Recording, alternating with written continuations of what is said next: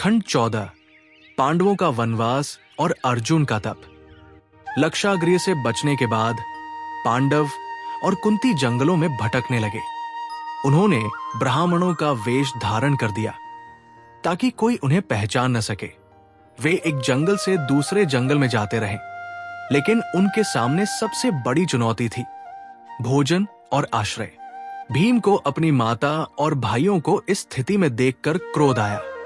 तभी उन्हें सूचना मिली कि वहां के एक गांव में एक राक्षस बकासुर आतंक फैला रहा है।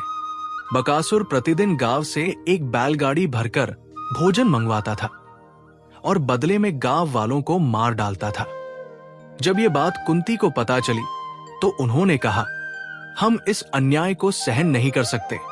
मैं अपने पुत्र भीम को भेजूंगी। भीम बकासुर के पास गया और अकेले ही उसका सामना किया। राक्षस ने भीम पर हमला किया, लेकिन भीम ने अपनी अपार शक्ति से उसे उठाकर जमीन पर पटक दिया और अंततः उसे मार गिराया। इस घटना से पांडवों की ख्याति बढ़ने लगी, लेकिन वे अभी भी छिपकर रह रहे थे। उधर अर्जुन को भगवान शिव की उपासना करने का विचार आया। वो एकांत में चला गया और घोर तपस्या करने लगा। कई वर्षों की तपस्या के बाद भगवान शिव स्वयं अर्जुन के सामने प्रकट हुए। उन्होंने अर्जुन की परीक्षा लेने के लिए एक किराट वनवासी का रूप धारण किया और उसके साथ युद्ध किया।